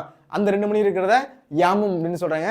அந்த நைட்டு 2 மணிலேருந்து அடுத்த காலைல 6 மணி இருக்குல்ல, அதை வந்து என்ன சொல்றாங்க, அதை வைகரை அப்படின்னு சொல்றாங்க. அப்போ இதுக்கப்புறம் என்னது, இந்த மாதிரி வார்த்தைகள் போய் பயன்படுத்தும் போது நண்பகல்ல நான் தூங்குறேன், நண்பகல்ல தான் நான் படிச்சுட்டு இருக்கேன், இதுக்கப்புறம் இந்த மாதிரி வார்த்தையை தான் யூஸ் பண்ணணும். ஓகேவா? என்னது, காலை, நண்பகல், ஏற்பாட்டில் என்ன பண்றேன் அப்படின்னா ஏற்பாட்டில் தான் நான் ஈவினிங் சாப்பாடு சாப்பிட்டேன் அப்படின்னு சொல்லணும். ஓகேவா? ஏற்பாடு அப்படின்னா ஈவினிங் 2 மணிலேருந்து மதியம் 2 மணிலேருந்து ஈவினிங் 6 மணி இருக்குல்ல, அதை ஏற்பாடு அப்படின்னு சொல்றாங்க. புரியுதான்னு பாருங்க. இந்த பாயிண்ட் புரிஞ்சுதா? ரொம்ப முக்கியமான ஒரு விஷயம். ஓகேவா? அகப்பொருள் இலக்கணம் அப்படின்றது கண்டிப்பா கொஸ்டின் அப்படின்றது கேட்பாங்க, புரிஞ்சுக்கோங்க. ஓகேவா? ஓகேப்பா, அடுத்து பார்க்கலாமா? சரி, ஓகே. ஏற்பாடு என்றால் அப்படின்னு வந்து கேட்குறாங்க. ஏற்பாடு அப்படின்னா என்ன? பாக்கி எல்லாமே புரிஞ்சுது. காலைல புரிஞ்சுது, நண்பகல் அப்படின்னா நடுப்பகல் அப்படின்றது புரிஞ்சுது. அப்புறம் வந்து மாலை தெரிஞ்சுது. யாமம் அப்படின்னா அந்த நைட்டை தான் சொல்றாங்க. வைகரை அப்படின்னாலும் நைட்டு சொல்றாங்க. ஏற்பாடு அப்படின்னா ஏற்பாடுன்னு ஒன்று இருக்கு, அது என்ன ஐயா அப்படின்னு கேட்கும்போது, எல் அப்படின்னா ஞாயிறு அப்படின்றது பொருள். ஓகேவா? எல் அப்படின்னா என்னது? ஞாயிறு அப்படின்றது பொருள். பாடு என்றால் மறையும் நேரம். அதனால எல்லையும் பாடியும் சேர்த்து அது ஏற்பாடு அப்படின்னு மாத்திட்டாங்க. இதை வந்து உங்களுக்கு 1 மார்க்ல கேட்கலாம். ஓகேவா? பிரித்து எழுதுகளை எல் பிளஸ் பாடு டேஷ் அப்படின்னு கேட்கலாம். கொஸ்டின் மாட்டுதா? 1 மார்க். இது வரையும் எப்பெல்லாம் கேட்கலையோ அப்பெல்லாம் கேட்கறதுக்கு வாய்ப்பு இருக்கு பப்ளிக் எக்ஸாம்ல. இதை நோட் பண்ணிக்கோங்க. எல் பிளஸ் பாடு ஏற்பாடு. அது என்னது? எல்பாடு அப்படின்னு கொடுப்பாங்க, மாத்தி எழுதிடக்கூடாது. ஓகேவா? எல்பாடு அப்படின்னு இருக்கலாம். எல்பாடுன்னு வரக்கூடாது. ஓகேவா? ஏற்பாடுன்னு வரணும். ஓகேவா? அப்படி வரணும். ஏற்பாடுன்னு தான் வரணும், எல்பாடுன்னு வரக்கூடாது. ஓகேவா? ஆப்ஷன் கொடுப்பாங்க, உங்களை குழப்பி விடணும், மார்க் எடுக்கக்கூடாது அப்படின்றதுக்காக எல்பாடு அப்படின்னு கொடுப்பாங்க. அது என்ன வரணும்? ஏற்பாடு அப்படின்னு தான் வரணும். எல் பிளஸ் பாடு இஸ் ஈக்குவல் டு ஏற்பாடு அப்படின்னு தான் வரணும். புரிஞ்சுக்கோங்க. ஓகேவா? புரிஞ்சிருச்சா? அப்ப ஏற்பாடு அப்படின்னா எல் அப்படின்னா ஞாயிறு அப்படின்றது பொருள். இந்த பாயிண்ட் முக்கியம். எல் அப்படின்னா என்னது? ஞாயிறு அப்படின்றது பொருள். அப்ப எல் அப்படின்னா ஞாயிறு. அடுத்து என்னது? பாடு அப்படின்னா மறையும் நேரம். ஓகேவா? பாடு அப்படின்னா மறையும் நேரம். அப்ப எல் பிளஸ் பாடு ஏற்பாடு. ஓகேவா? மறைகிறது எல் பிளஸ் பாடு இஸ் ஈக்குவல் டு ஏற்பாடு. 5 நிலங்கள் இருக்கின்றன, அனைத்தும் பொழுதும் ஒன்று போல வருமா அம்மா அப்படின்னா நல்ல வினா. ஒவ்வொரு நிலத்திற்கும் பெரும்பொழுது சிறுபொழுது ஒன்று போல வராது. இப்போ ஒன்று இருந்துச்சுல, ஒவ்வொரு பெரும்பொழுது அப்படின்றது பார்த்தோம், ஒவ்வொரு சிறுபொழுது அப்படின்றது பார்த்தோம். அப்ப எல்லாருக்கும் ஒரே மாதிரி வருமா அப்படின்னு கேட்குறாங்க. அதுதான் நல்ல கேள்வி. அப்படி ஒரே மாதிரி வராது அப்படின்றத சொல்றாங்க. அடுத்து பாருங்க. அடுத்து மாணவி அடுத்து கேட்குறாங்க, கருப்பொருள் என்றால் என்ன? அடுத்து நம்ம பார்க்க போறது கருப்பொருள். சார் கருப்பொருள்னா என்ன சார் அப்படின்னு அடுத்த கேள்வி. ஓகேவா? கருப்பொருள் அப்படின்னா என்ன? ஃபர்ஸ்ட் முதற் பொருள் அப்படின்னா என்ன சொல்லிட்டீங்க. ஓகேவா? முதற் பொருள்னா 2 பொழுது இருக்கு, பெரும்பொழுது இருக்கு, சிறுபொழுது இருக்கு. அடுத்து என்ன இருக்கு? அந்த 5 நிலங்கள் இருக்கு. அதுக்கப்புறம் முதல் பொழுது பெரும்பொழுது அப்படின்றது அந்த ஒரு வருஷத்துல 6 பிரிவா பிரிச்சாங்க. அப்புறம் சிறுபொழுது அப்படின்றது ஒரு நாள் 6 பிரிவா பிரிச்சாங்க. இது எனக்கு புரிஞ்சிருச்சு. இப்ப கருப்பொருள்னா என்ன? கருப்பொருள் அப்படின்னா என்ன அப்படின்னு கேட்குறாங்க. கருப்பொருள் அப்படின்னா பாருங்களேன், திணையும் பொழுது வந்து என்ன பண்றாங்க? பிரிக்கிறாங்க. கருப்பொருள் அப்படின்னா பாருங்களேன், ஒரு நிலத்தின், இதை நான் சொல்றேன், ஒரு நிலத்தின்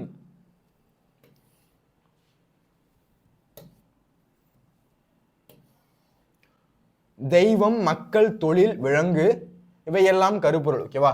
ஒரு நிலத்துல என்ன இருக்காங்க? இப்போ வந்து நீங்க குறிஞ்சி எடுத்துக்கலாம். குறிஞ்சி நிலம் வந்து மலை சார்ந்த இடம்.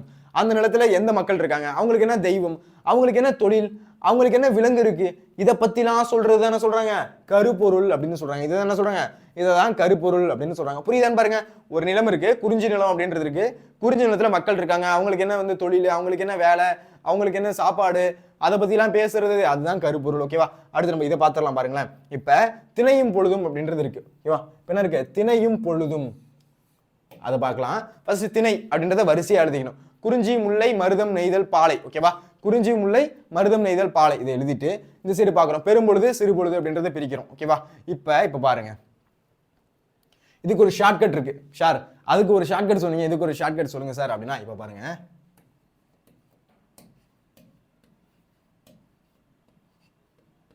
இதுதான் ஷார்ட்கட்.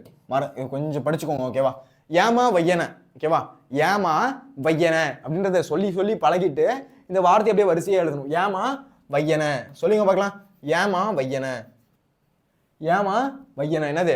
சாப்பிடும் போதெல்லாம் ஏமா வையன, ஏமா வையன அப்படின்னு என்ன பண்ணணும்? சொல்லிக்கிட்டே சாப்பிடணும். எங்கேயாச்சும் போறீங்க அப்படின்னா, கடைக்கு போறீங்க அப்படின்னா ஏமா வையன அப்படின்ற வார்த்தையை யூஸ் பண்ணணும். ஓகேவா?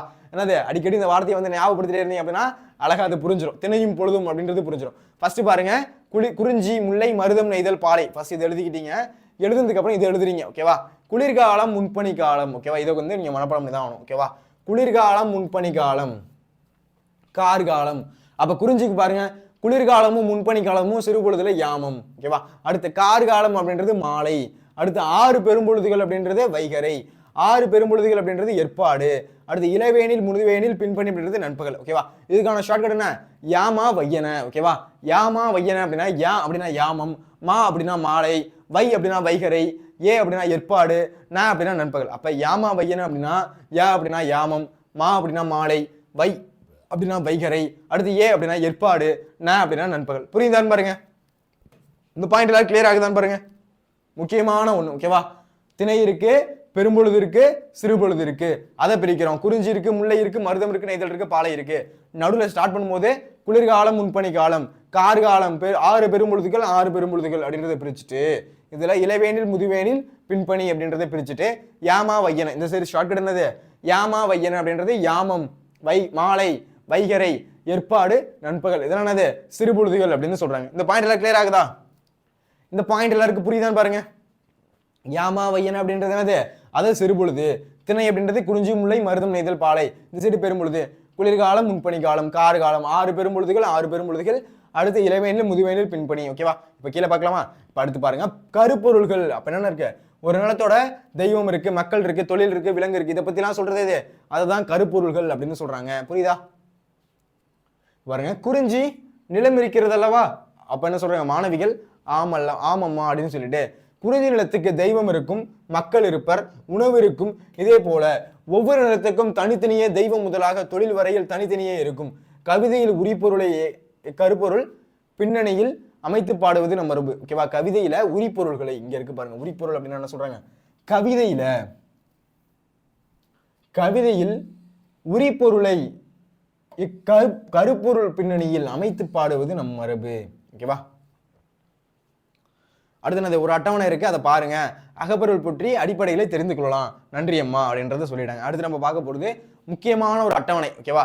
அதுல இருந்து கொஸ்டின் இருக்குமா அப்படின்னா கேட்கலாம். ஓகேவா? கேட்டா எழுத தெரியணும். ஓகேவா? முன்னாடி நம்ம முக்கியமான எல்லாமே பார்த்தாச்சு. இப்ப அடுத்து நம்ம பார்க்க போறது அகப்பொருள் இருக்கக்கூடிய அந்த அட்டவணை அப்படின்றது பார்க்க போறோம். ஓகேவா? பார்க்கலாமா? அதுக்கும் ஷார்ட்கட் இருக்கு. ஓகேவா? அதுக்கு என்ன இருக்கு? ஷார்ட்கட் அப்படின்றது இருக்கு. பார்க்கலாமா? பாருங்க. ஃபர்ஸ்ட் நம்ம பார்க்க போறது கருப்பொருள். அதுக்கான கருப்பொருள் என்ன இருக்கு அப்படின்றத பார்க்குறோம். ஓகேவா? என்ன இருக்கு? குறிஞ்சி, முல்லை, மருதம், நெய்தல், பாலை. இந்த சைடு பார்த்தோம் அப்படின்னா தெய்வம், மக்கள், விலங்கு, உணவு, விலங்கு, பூ, அதெல்லாம் இருக்கு. ஓகேவா? ஃபர்ஸ்ட் நம்ம பார்க்கலாம் குறிஞ்சிக்கு என்னென்ன இருக்கு அப்படின்றத பார்க்கலாம். ஃபர்ஸ்ட் பாருங்க. இதுக்கு இப்படி பார்ப்போம் ஃபர்ஸ்ட் இது மட்டும். ஓகேவா? குறிஞ்சி, முல்லை, மருதம், நெய்தல், பாலை. கீழே அவங்களுக்கான தெய்வம் அப்படின்றதும் இருக்காங்க. ஓகேவா? தெய்வம் முருகன், திருமால், இந்திரன், வருணன், கொற்றை. கரெக்டா? முருகன், திருமால், இந்திரன், வருணன், கொற்றவை இவங்கெல்லாம் இருக்காங்க அப்படின்றது தெரியுது. ஓகேவா? முருகன், திருமால், இந்திரன், வருணன், கொற்றவை. ஓகேவா? இதுல நீங்க கொற்றவை அப்படின்னா காளி அப்படின்னு கூட படிச்சுக்கலாம். காளி தெய்வம். ஓகேவா? இப்போ இதுக்கு ஒரு ஷார்ட்கட் இருக்கு. ஷார்ட்கட் சொல்லவா? ஃபர்ஸ்ட் லைனை ஈஸியா ஞாபகம் வச்சுக்கிறது ஒரு ஷார்ட்கட் இருக்கு. என்னது? முறுக்கு தின்றால் இன்பம் வரும் காளி.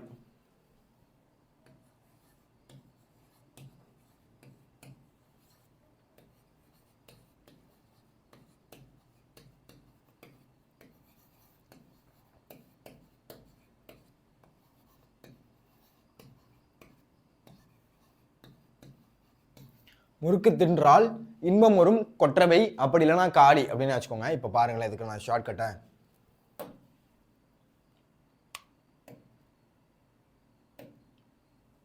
முறுக்கு தின்றால் இன்பம் வரும் காளி. அப்ப இதோட ஃபர்ஸ்ட் லைன் பாருங்களேன். குறிஞ்சிக்கு முருகன், முறுக்குக்கு அப்படின்னா முருகன். ஓகேவா? முறுக்கு அப்படின்னு என்னது? அதுல வரக்கூடிய மூ அப்படின்றது முருகனை குறிக்குது. தின்றால் அப்படின்றதுல தீ அப்படின்றது திருமாலை குறிக்குது. இன்பம் அப்படின்றதுல ஈ அப்படின்றது இந்திரனை குறிக்குது. அடுத்து வரும் அப்படின்றதுல வா அப்படின்றது வருணனை குறிக்குது. அடுத்து காளியில வர கா அப்படின்றது காளியை குறிக்குது. அப்படி இல்லைன்னா கொற்றவை அப்படின்னு சொல்லிக்கோங்க. ஓகேவா? அப்ப கருப்பொருள். ஓகேவா? குறிஞ்சி, முல்லை, மருதம், நெய்தல், பாலை அப்படின்னு இருக்கு. அதுல தெய்வம் அப்படின்றத பார்த்துட்டு இருக்கோம். அப்படி தெய்வம் அப்படின்றத பார்க்கும்போது என்ன இருக்கு? 5 தெய்வம் அப்படின்றது இருக்கு. ஓகேவா? முறுக்கு தின்றால் இன்பம் வரும் காளி. ஓகேவா? பக்கத்துல நோட்ல எழுதுங்க பார்க்கலாம். இது என்ன பண்ணுங்க? பக்கத்துல நோட்ல எழுதுங்க, இல்ல புக்ல எழுதுங்க. ஓகேவா? ரொம்ப முக்கியம். ஓகேவா? முறுக்கு தின்றால் இன்பம் வரும் காளி.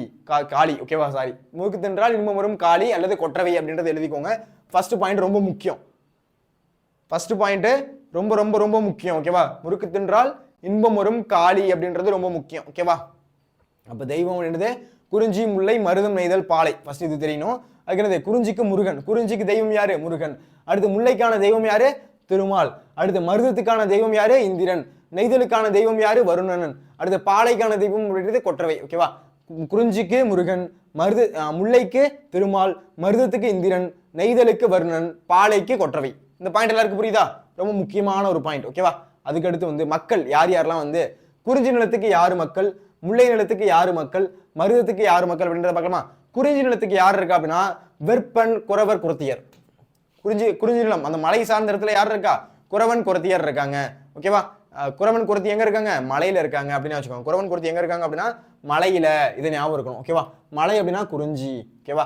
அடுத்து ஆயர் ஆய்ச்சியர். ஆயர் ஆய்ச்சியர்னா அந்த ஆடு மேய்க்கிறவங்க, மாடு மேய்க்கிறவங்க இருக்காங்களே அவங்க ஆயர் ஆய்ச்சியர். அவங்க என்ன சொல்றாங்க? முல்லை அப்படின்னு சொல்றாங்க.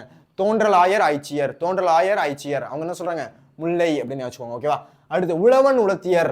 ஊரன் உழவன் உலத்தியர். உழவு செய்யறாங்கல்ல அவங்க எங்க இருக்காங்க அப்படின்னா மருத நிலம். ஓகேவா? அவங்க எந்த நிலத்துல இருக்காங்க? மருத நிலத்துல. அடுத்து பரதன் பரத்தியர் அப்படின்றது நெய்தல் நிலம். ஓகேவா? பரதன் பரத்தியர் அப்படின்றது நெய்தல் நிலம். எய்னர் எயிற்றியர் அப்படின்றது பாலை நிலம். எய்னர் எயிற்றியர் அப்படின்றது பாலை நில மக்கள் இருக்காங்களே அவங்கள எய்னர் எயிற்றியர் அப்படின்னு சொல்றாங்க. இந்த பாயிண்ட் எல்லாருக்கும் புரியுதான்னு பாருங்க. குறிஞ்சி அப்படின்றது குறவன் குறத்தி இருக்கிறது. முல்லை அப்படின்றது ஆயர் ஆய்ச்சியர் இருக்கிறது. முல்லை அப்படின்றது யார் இருக்கா? ஆயர் ஆய்ச்சியர். அடுத்து மருதம் அப்படின்றது உழவர் உலத்தியர். மருதம் அப்படின்றது யார் இருக்கா? உழவர் உலத்தியர். ஓகேவா? மருத நிலத்துல நார்மலா என்ன பண்றாங்க? உழவு செய்யறாங்க. அதே குறிஞ்சியில குறவன் குறத்தி இருக்காங்க.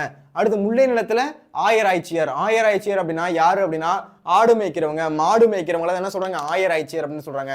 மருத நிலத்துல உழவு செய்யறவங்க இருக்காங்க.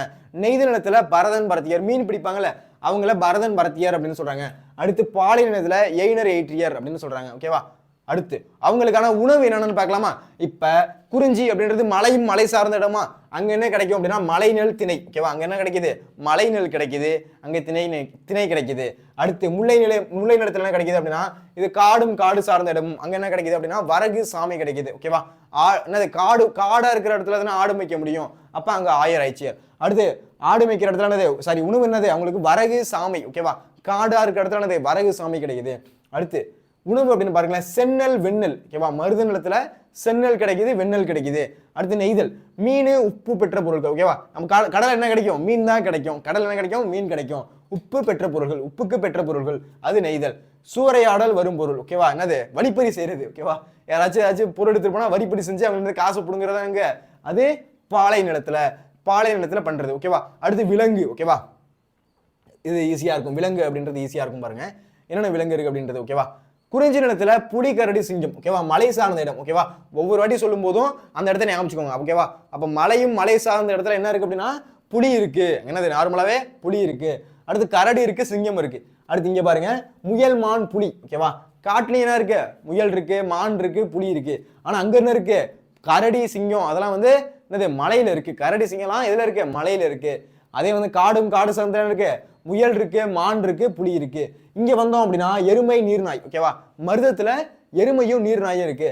அதே வந்து நெய்தலுக்கு வந்தோம் அப்படின்னா முதல்ல சுறா. ஓகேவா? முதல்ல இருக்கு. ஓகேவா?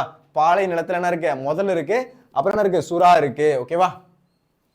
அடுத்து பாலை நிலத்துல வந்து இது என்னது? நெய்தல் நிலம். இது பாலை நிலம். பாலை நிலத்துல என்ன இருக்கு அப்படின்னா வழி இழந்த யானை இருக்கு. ஓகேவா? அடுத்து ஒவ்வொரு நிலத்துக்கும் பூ என்ன இருக்கு அப்படின்னு பார்க்கலாமா? பூ பாருங்களேன். குறிஞ்சி, காந்தல். ஓகேவா? குறிஞ்சி நிலத்துக்கு குறிஞ்சி. ஓகேவா? குறிஞ்சியும் காந்தல் எங்க இருக்கு? குறிஞ்சி நிலத்துல இருக்கு. அடுத்து முல்லை தோன்றி. ஓகேவா? முல்லை. ஓகேவா? முல்லை நிலத்துல முல்லைப்பூ தோன்றுது. ஓகேவா? இப்படி ஞாபகம். முல்லை நிலத்துல முல்லைப்பூ தோன்றுது. முல்லை நிலத்தில் முல்லைப்பூ தோன்றுகிறது அப்படின்றது. அடுத்து குறிஞ்சி, முல்லை, மருதம். மருதத்துல என்ன இருக்கு அப்படின்னா செங்கொழு நீர், தாமரை. மருத நிலத்துல என்ன இருக்கு? செங்கொழு நீர், தாமரை அப்படின்றது இருக்கு. அடுத்து என்ன இருக்கு? நெய்தல் நிலத்துல தாழை நெய்தல். ஓகேவா? நெய்தல் நிலத்துல தாழை நெய்தல் அப்படின்றது இருக்கு. அடுத்து பாலையில குரவம், பாதிரி. பாலை நிலத்துல இருக்கு குரவம், பாதிரி. பாலை நிலத்துல குரவம் இருக்கு, பாதிரி இருக்கு. பாலை நிலத்துல குரவம் இருக்கு, பாதிரி இருக்கு. இந்த பாயிண்ட் ரொம்ப முக்கியம். ஓகேவா? அடுத்து மரம் பாருங்களேன். அங்க குறிஞ்சி நிலத்துல அகில், வேங்கை. குறிஞ்சி நிலத்துல அகில் இருக்கு, வேங்கை இருக்கு. முல்லை மரத்துல முல்லை நிலத்துல கொன்றை இருக்கு, கையா. கொன்றை கையா அப்படின்னு சொல்லுவோமா? கொன்றை கையா அப்படின்றது மரம். ஓகேவா? அங்க என்ன மரம் இருக்கு? கொன்றை மரம் இருக்கு. அப்புறம் கையா மரம் இருக்கு. அடுத்து குறிஞ்சியில அகில் மரம் இருக்கு, வேங்கை மரம் இருக்கு. அடுத்து மருத நிலத்துல காஞ்சி மரம் இருக்கு. ஓகேவா? அடுத்து நெய்தல் நிலத்துல புன்னை இருக்கு, ஞாழல் இருக்கு. ஓகேவா? நெய்தல் நிலத்துல புன்னை மரம் இருக்கு, ஞாழல் மரம் இருக்கு. அடுத்து பாலை நிலத்துல இலுப்பை மரம் இருக்கு, பாலை மரம் இருக்கு. ஓகேவா? பாலையில பாலை. அடுத்து இலுப்பை எங்க இருக்கு? பாலை நிலத்துல இருக்கு. இலுப்பையத்தனம் எங்க இருக்கு? பாலை நிலத்துல இருக்கு. இது ஒரு 2 3 வாட்டி இங்க படிச்சீங்க அப்படின்னா கொஞ்சம் எளிமையா இருக்கும். ஓகேவா? அடுத்து பறவைகள் என்ன இடத்துல என்னென்ன பறவை இருக்கு அப்படின்றத பார்க்கலாம். என்னன்னு பாருங்க. கிளி, மயில். ஓகேவா? குறிஞ்சி நிலத்துல கிளி இருக்கு. ஓகேவா? பெரிய மலை இருக்கிறதுல இருக்கு. குறிஞ்சி நிலத்துல என்ன இருக்கு? கிளியும் மயிலும் இருக்கு. அடுத்து என்னது? முல்லை. குறிஞ்சி முல்லையில் என்ன இருக்கு? காடும் காடு சார்ந்த இடத்துல காட்டுக்கோழியும் மயிலும் இருக்கு. காடும் காடு சார்ந்த இருக்கு, காட்டுக்கோழி மயில் இருக்கு. கொஞ்சம் மருதத்துல என்ன இருக்கு? நாரை இருக்கு, நீர்க்கோழி இருக்கு, அன்னம் இருக்கு. மருதத்துல நாரை, நீர்க்கோழி, அன்னம். அடுத்து நெய்தல் இடத்துல கடற்காகம், கடல் காகம். கடல் தானே இருக்கு. நெய்தல் அப்படின்னாலே கடலை குறிக்குது. அப்ப அந்த இடத்துல இருக்கு கடல் காகம் அப்படின்றது இருக்கு. அடுத்து பாலை இடத்துல புறா, பருந்து. பாலை இடத்துல என்ன இருக்கு? புறா இருக்கு. அப்புறம் அங்க பருந்து இருக்கு. ஓகேவா? அடுத்து நம்ம பார்க்க போறது ஊர். அவங்கள ஊர் என்னென்ன இருக்கு அப்படின்றத பாருங்களேன். மலையும் மலை சார்ந்த இடத்த சிறுகுடி அப்படின்னு சொல்றாங்க. மலையும் மலை சார்ந்த இடத்த சிறுகுடி அப்படின்னு சொல்றாங்க. அடுத்து அது என்னது? மலை. ஓகேவா? அடுத்து காடும் காடு சார்ந்த இடத்த பாடி அப்படின்னா சேரி அப்படின்னு சொல்றாங்க. ஓகேவா? காடும் காடு சார்ந்த இடத்த பாடி அல்லது சேரி அப்படின்னு சொல்றாங்க. அடுத்து மருதத்தை வந்து பேரூர், மூதூர் அப்படின்னு சொல்றாங்க. மருதத்தை பேரூர், மூதூர். பேரூர் அப்படின்றது வயலும் வயல் சார்ந்த இடத்த பேரூர், மூதூர் அப்படின்னு சொல்றாங்க.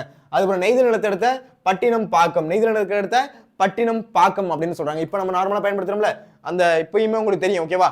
அந்த கடல் சார்ந்த இடம் இருக்குல்ல, கடல் சம்பந்தமா இருக்கிறத பட்டணம் அப்படின்னு சொல்லுவாங்க. ஓகேவா? மதராசப்பட்டினம் அப்படின்னு சொல்லுவோம். ஓகேவா? அந்த கடல் பக்கமா இருக்கிறதான்னு சொல்றாங்க பட்டினம் அப்படின்னு சொல்றாங்க.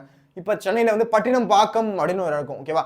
அந்த கடல் சம்பந்தமா இருக்கிறது சொல்றாங்க பட்டின பாக்கம் அப்படின்னு சொல்றாங்க. ஓகேவா? அதுதான் பட்டினம் பாக்கம் அப்படின்னு சொல்றது. புரியுதான்னு பாருங்க.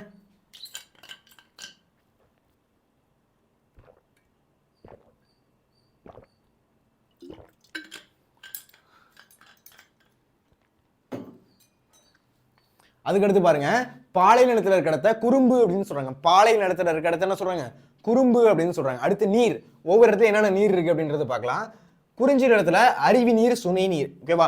மலை இருக்கிறதுல இருக்கு, மலையும் மலை சார்ந்த இடம். அங்க என்ன கிடைக்குது? அருவி நீர் பொழிக்குது. அப்புறம் அங்க சுனை நீர் கிடைக்குது.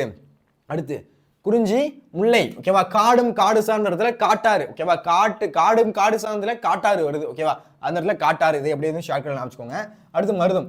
வயலும் வயல் சார்ந்த இடத்துல மனைக்கிணறு, பொய்கை அப்படின்றது. மனைக்கிணறு, பொய்கை அப்படின்றது மருத நிலத்துல இருக்கு. அந்த குறிஞ்சி, முல்லை, மருதம், நெய்தல். கடலும் கடல் சார்ந்த இடமும். மணற்கிணறு, உவர்களி. மணற்கிணறு, உவர்களி. இது எங்க இருக்கு? நெய்தல் நிலத்துல இருக்கு. கடலும் கடல் சார்ந்த இடமும். அடுத்து பாலை. யாரு? அடுத்து நம்ம பார்க்க போறது பாலை. வற்றிய சுனை கிணறு. என்னது? வற்றி போனாங்க. பாலை என்னது? அந்த இந்த இடம். ஓகேவா?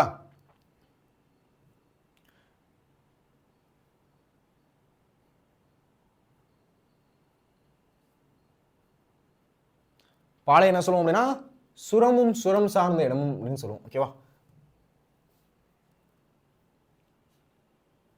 பாலையும் பாலை சார்ந்த சுரம் சார்ந்த இடமும் அப்படின்னு சொல்லுவோம். ஓகேவா? அந்த இடத்துல என்ன கிடைக்குது அப்படின்னா வற்றிய சுனை கிணறு. ஓகேவா? பாலை அப்படின்னு ஒன்றும் கிடையாது. இந்த பாலைவனம் சம்பந்தமா இருக்க முடியும். அந்த இடத்துல தண்ணி கிடைக்காது, பாலைவனம் மாதிரி இருக்கும். அந்த இடத்துல சொல்றாங்க அதை பாலை அப்படின்னு சொல்றாங்க. அந்த இடத்துல வற்றிய சுனை கிணறு அதான் கிடைக்கும். அங்க இருக்கு. அடுத்து பறை. ஓகேவா? அவங்க என்ன பறை யூஸ் பண்றாங்க அப்படின்னா தொண்டகம். ஓகேவா? குறிஞ்சி நில மக்கள் என்ன பண்றாங்க? தொண்டகம் அப்படின்றத பயன்படுத்துறாங்க. அடுத்து முல்லை நில மக்கள் ஏறுகோட்பறை. ஓகேவா? காடும் காடு சார்ந்த இடத்துல ஏறுகோட்பறையை பயன்படுத்துறாங்க. மருதத்துல மணமுலா நெல்லரிகளை. ஓகேவா? அடுத்து மருதத்துல மணமுலா நெல்லரிகளை. அடுத்து மருதம். நெய்தத்துல மீன் கோட்பறை. நெய்தத்துல என்ன இருக்கு? மீன் கோட்பறை. அடுத்து பாலையில துடி. ஓகேவா? பாலையில என்ன இருக்கு? துடி இருக்கு. அடுத்து யாழ். குறிஞ்சியாழ். யாழ் என்ன இருக்கு? குறிஞ்சியாழ். அடுத்து முல்லையாழ். குறிஞ்சியாழ், முல்லையாழ், மருதையாழ். அப்படியே வந்து அந்த வார்த்தையை மட்டும் போடணும். இங்க மட்டும் என்னது? விளரியாழ். நெய்தலுக்கு பத்தி என்ன பண்ணணும்? விளரி அப்படின்ற வார்த்தையை பயன்படுத்தணும். ஓகேவா? அந்த இடத்துல என்ன இருக்கு? விளரியாழ் அப்படின்றது இருக்கு. பாலையாழ். ஓகேவா? யாழ் உங்களுக்கு பெருசா குழப்பாது. அடுத்து இங்க பாருங்களேன். இங்கேயும் அதே மாதிரி குறிஞ்சி பண், முல்லை பண். ஓகேவா? பண் அப்படின்னா இசை அப்படின்றது பொருள். ஓகேவா? மருத பண். கடைசி 2 பண்ணை மட்டும் மாத்தணும். ஓகேவா? இது செவ்வழி பண், இது பஞ்சுரப்பண். ஓகேவா? இந்த இடத்துல என்ன சொல்றாங்க? செவ்வழி பண், இந்த இடத்துல பஞ்சுரப்பண் அப்படின்னு சொல்றாங்க. அடுத்து தொழில். ஓகேவா? இவங்களோட தொழில் அப்படின்றத பாருங்களேன். தேன் எடுக்கிறது, கிழங்கு அகழ்றது. ஓகேவா? குறிஞ்சி நில மக்களோட வேலை என்னது? தேன் எடுக்கணும் போய் அப்புறம் என்ன பண்றாங்க அப்படின்னா கிழங்கு அகழ்றாங்க. அடுத்து ஏறு தழுவுதல், நிறை மேய்த்தல். ஏறு தழுவுறது என்னது? அந்த மாடெல்லாம் வச்சு என்ன பண்றாங்க அப்படின்னா ஏறு தழுவுறாங்க. ஓகேவா? எங்க? காடும் காடு சார்ந்த இடத்துல. ஓகேவா? முல்லையில. ஓகேவா? ஏறு தழுவுறாங்க, நிறை மேய்க்கிறாங்க. அடுத்து மருதத்துல நெல்லரிக்கிறாங்க, களை பறிக்கிறாங்க. மருதத்துல என்ன பண்றாங்க? நெல்லரிக்கிறாங்க, களை பறிக்கிறாங்க. அங்க இருக்க களையெல்லாம் பறிக்கிறாங்க. அடுத்து நெய்தல் நிலத்துல மீன் பிடிக்கிறாங்க, உப்பு விளைவிக்கிறாங்க. மீன் பிடிக்கிறாங்க என்னது? நெய்தல் நிலத்துல மீன் பிடிக்கிறது. ஓகேவா, கடல் சார்ந்த இடத்துல என்ன பண்ணாங்க, மீன் தானே பிடிப்பாங்க. அதே மீன் பிடித்தல், உப்பு விளைவித்தல். அடுத்து பாலை. ஓகேவா, பாலைன்ற இடத்துல என்ன பண்றாங்க அப்படின்னு பாருங்களேன், வழிப்பறி நிறை கவர்தல். ஓகேவா, வழிப்பறி பண்றது. யாராச்சும் அமௌண்ட் எடுத்துட்டு போனா என்ன பண்ணுவாங்க, வழிப்பறி பண்ணுவாங்க. வழிப்பறித்தல் அப்படின்னா நிறை கவர்தல். நிறை கவர்தல் அப்படின்னா அந்த ஆடுகள் இருக்குல்ல, ஆடு மாடுகள், அதை கவர்றது அவங்களோட வேலை. இல்லை அப்படின்னா என்ன பண்றாங்க, நிறை கவர்தல் அப்படின்றது அவங்களோட வேலை. அப்ப வழி பறிக்கிறாங்க, இல்ல நிறைய வந்து கவர்றாங்க. புரியுதான் பாருங்க. அப்ப நம்ம என்னென்ன பார்த்தோம் அப்படின்றது புரியுதா? அகப்பொருள் இலக்கணம் அப்படின்றது நம்ம பார்த்துருக்கோம். அகப்பொருள் இலக்கணத்துல அதோட வகைகள், முதற்பொருள் என்ன, கருப்பொருள் என்ன, உரிப்பொருள் என்ன, அதை பத்தி பார்த்துருக்கோம். அப்புறம் ஐவகை நிலங்கள் என்ன, பொழுது அப்படின்னா என்ன, சிறுபொழுதுனா என்ன, பெரும்பொழுதுனா என்ன, அதுக்கப்புறம் வந்து பொறுப்பொழுது அப்படின்றது ஒரு வருஷத்துல 6 கூறுகள் வருது, சிறுபொழுது அப்படின்றது ஒரு வருஷத்துல ஒரு நாள்ல 6 கூறுகள் வருது, அதை பத்தி பார்த்தோம். அதுக்கப்புறம் அது திணையும் பொழுதும் என்னென்ன இருக்கு, அதுக்கான ஷார்ட்கட் அப்படின்றது பார்த்தோம். அதுக்கடுத்து வந்து குறிஞ்சி மக்கள் இருக்காங்க, மருதம் இருக்காங்க. குறிஞ்சி, மருதம், நெய்தல் மக்கள், குறிஞ்சி, முல்லை, மருதம், நெய்தல், பாலை, அவங்களுக்கான தெய்வம் முதல் நம்ம தொழில் வரையும் ஃபுல்லா பார்த்தாச்சு. ஓகேவா, எல்லாமே நம்ம வந்து என்ன பண்ணினோம், அகப்பொருள் இலக்கணம் அப்படின்றது பார்த்தாச்சு. ஓகேவா, ஓகே. இந்த வீடியோ எப்படி இருந்துச்சு அப்படின்றதையும் கீழே கமெண்ட் பண்ணுங்க. உங்களுக்கு இந்த வீடியோ பிடிச்சிருக்கு அப்படின்னா ஒரு லைக் போடுங்க. உங்க ஃப்ரெண்ட்ஸுக்கு இந்த வீடியோ ஷேர் பண்ணுங்க. மறக்காம நம்ம சேனலை ஃபாலோ பண்ணி சப்ஸ்கிரைப் பண்ணுங்க. ஆஃபீல் எக்ஸாம் எல்லாரும் எப்படி எடுத்திருக்கீங்க, எவ்வளவு மார்க் அப்படின்றத கீழே கமெண்ட் பண்ணுங்க. நான் வந்து செக் பண்ணி பார்த்துட்டு கமெண்ட் பண்றேன். ஓகேவா, நன்றி வணக்கம். இதே மாதிரி வேற ஒரு வீடியோவில் சந்திக்கலாம். நன்றி வணக்கம்.